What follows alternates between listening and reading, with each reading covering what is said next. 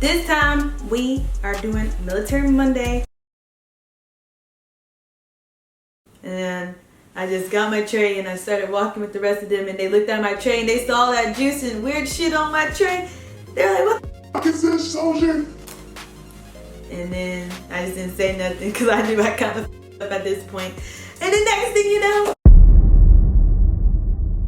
all these damn drill sergeants are yapping at me. This was one of the worst moments I've had in basic, because every drill sergeant was on my head yelling, going crazy. And then one of the drill sergeants was like, you know what, you're gonna sit here and eat this shit. And I'm just like looking at him like, you got me all types of up. I'm not eating this shit now. When I just poured this juice all over my mashed potatoes and greens and freaking pork chops, I'm not doing that. So I just shoved the food on the table and I sat down with my arms crossed just like this, tapping my little feet. Y'all can't see, I'm over here tapping my feet, mad as hell. I'm like, I'm not eating this bullshit. They got me up. Like, that's how I was literally thinking. And then I just sat there like that for a good like 2 to 5 minutes, and then the drill sergeant came to me. He goes, I'm not gonna let you eat this bullshit, because this shit will make you throw up, and I don't need you getting dehydrated and shit, because we about to do some shit today. So just take this shit and throw it away. Don't do no weird shit like this ever again. I'm like, yes, drill sergeant. But yeah, that was one of the funniest, craziest moments for me. The craziest moment for me where I got like chewed out the most, I guess. And it was embarrassing. Everybody saw it. Everybody felt bad for me too. But I didn't cry. Why do I need to cry for? But some people be crying. Like most girls, if that happened to them, they would be crying and shit. You know, you don't cry because then they'll keep with you. You never cry, girls. Girls, if you're watching this, don't ever cry. And guys, if you're watching this, if they get on your head, don't try to fight back. Because they will really get on your head and they'll make your life a living hell. Just do what they say. Trust me, your life will be much better. If you try to go in there with an attitude, or if you go in there too sensitive, they gonna be on you. Heavy, hard. So you gotta act like you're tough. You act like you about your shit. Okay? That's a little advice for that. Alright, so now white phase. White phase is the middle phase. This is where the drill sergeants be a little bit more relaxed. It starts getting a little bit more fun. You start talking and meeting people, and figuring out where everybody's from. I mean, you talk in the beginning too, but you're a little bit more scared to talk. But white phase is usually when you really are talking and, you know, networking and meeting, like building friendships. Really, you're building friendships with people from all over the world. And this is when we go to the shooting range. This is the first time I ever shot a gun, was in the Army. So I freaking sucked butt. I was so afraid, and I was also afraid of certain people shooting because I felt like some of them were kind of crazy than a mug. But we went to the shooting range for the first time in white phase, and we just practiced shooting and learning about the guns and learning about sight pictures and all that. We shoot with the M16. Well, we train with the M16. Our weapons qualification is with the M16. So anyways, yeah, that's what we do. And then we start doing foot marches. Oh yeah, I forgot to mention field. We go to the field during red phase. They give you like a little taste of how real field is gonna be like, and that's gonna be in blue phase. So it's like we like digged up foxholes and stuff like that, and all that. And mind you, everywhere we went, we always had our M16s with us. Like, they were always with us everywhere we went. We marched everywhere we went. The gun, or the M16, the weapon. You can't call your weapon a gun. Don't do that. You call your weapon a weapon. So we had our weapon with us the whole time. Everywhere we went. Every time we walked around, you had to hold that. Hold it like this, you know. Couldn't have it around your back, none of that. Your water, you have a Camelback. Make sure your water is always tapped up with water. If it ain't, they're gonna smoke you. You gotta make sure your water is always full. Especially during the summertime. You don't wanna like pass out from dehydration and stuff like that. But anyways, okay.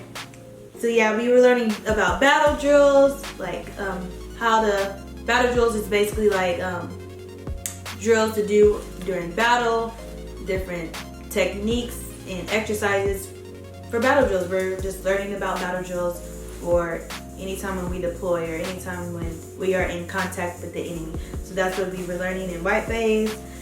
And we were learning more cadences. Basically cadences are like songs to sing along when marching. They're really, really fun.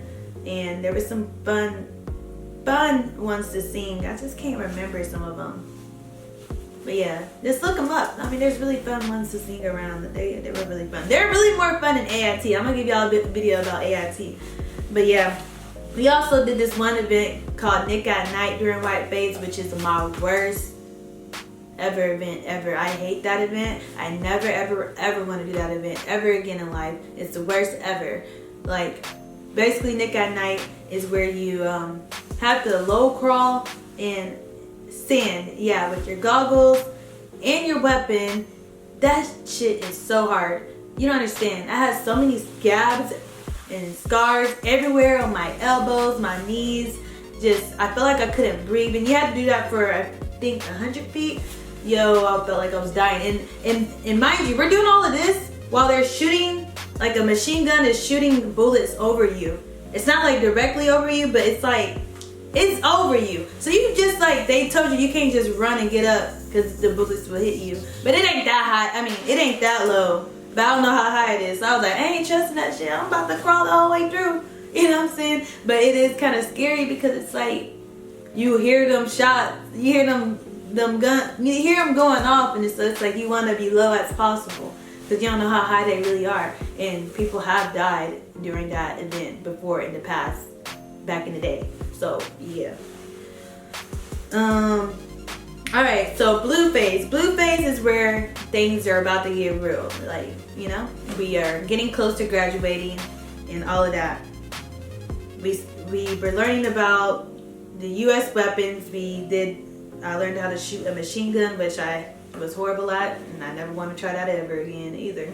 And then it was the M249. And then we learned how to launch grenades. That was pretty fun. And then we did the freaking 10K foot march. We went to the field. We stayed in tents. We did foxholes, and we stayed in our foxholes all day long. And we did battle drills during field and all of that. And then from the field, that's when we did our 10K foot march back to where we originally stayed in our at 213 Echo Company unit. And the 10K foot march is a long march, y'all. I remember us leaving around, I want to say we left around like 7 or 8. We didn't get back to the unit or to home until 11 or 12. And then from after that, we had like this formation with some like torchlight thing. I can't remember what that was called, but it was like a celebration because that was like our last thing to do. And also a PT test. Your final PT test for basic training. Eating during blue phase, the eating time got a little bit longer. We got to eat for I think like 15 to 20 minutes. And then mind you, this is my unit at least. After red phase, we were able to, oh yeah, and after the shark attack, we were able to call our moms and let them know that we made it okay and all of that. It was so sad because we couldn't be punks, but because my mom and my grandma were all like happy to hear from me, but they were also sad to hear from me. Like you could tell that they were worried about me, and it's just like, yeah, like they don't know what the heck I just got done going through, but you're just talking to them and you're like, yeah, I'm okay, grandma and mom. But really you're just like, why the hell did I join? Mom, come get me type shit. But no, with my unit, we got to have our phones after red phase. We got to have our phones almost every Sunday, and we got to call back home for 10 minutes. And this is how you finesse. They'll say, oh, did anybody get a hold to their parents the first 10 minutes? Say no, because then you'll get another 10 minutes. If you say no, they'll let you call again the second time. So you get to call 2 people. Or you can be on Facebook or check whatever you want. Your social medias for the next 10 minutes. That's just something that I finessed. But anyways, not everybody had that opportunity like we did. With my unit, we were able to go to the PX or the store to get things that we need to get, like toothpaste, soap, female products. Guys had to go get their hair cut every other week, and they had to get it cut bald, like straight bald. The guys was not looking no types of cute because they look straight bald headed. And then, yeah, cough drops are your best friends. They're like candy in basic training because they're good as heck. And then Mel is your best friend. Usually during red phase, Mel is kind of slow, so you're not getting Mel. But you want to tell your family and friends to write you and send you cough drops. You're going to thank them a lot. Cough drops and pictures and letters are your best friends in basic training. You will thank them enough. But yeah, my mom, I had always got letters coming in from my mom, my grandma, my auntie, and my friend, a couple of my friends. My mama sent me some underwear once, and she sent the wrong ones, bro. She sent some colorful ones. And you're only supposed to have white, blue. No, not white, blue. White, black, and I think gray and nude, maybe. But yeah, she sent some pink, purple. Somehow I finessed them into my jacket and went straight up to the room and put them away because I didn't want them to see. Because the drill sergeants are supposed to check your packages, but for some reason that day they didn't check my package. So anyways, yeah, what helped me get through basic training was looking forward to the meals. I'm not gonna lie to y'all. I was so damn hungry every time. I remember one time I stole a whole loaf of bread and shared it with my battle. Me and her ate it. But don't be like that. You don't want to get caught stealing food because you can get in big trouble. But I just was looking forward to the meals. The meals were the best things to me because that's what helped me get through the day. I was like, ooh, breakfast. Oh, a couple of hours. Ooh, lunch. Oh, a couple more hours. Ooh, dinner. And then I would look forward to Sundays. Sundays was like our more relaxed kind of days. You could go to church. I went to church to get away from all of the craziness. And plus I attend church normally before the army anyways too. But I went to church just to get away and just to hear the word of God and help me with the next week. And it helped refreshing me. It just helped me felt like I was back at home. And then my mom, my parents, and I also was doing people's hair in basic training. You know, I was braiding people's hair up. You know, I was making some extra cash. You know, hustling while I was already in the army. You know what I'm saying? I was just making that money. But yeah, and also talk to your battles. You want to get to know your battles because these are the people you're going to be with for 10 weeks. And you're going to learn a lot from everybody. Everybody's from all different kinds of cultures and all that stuff.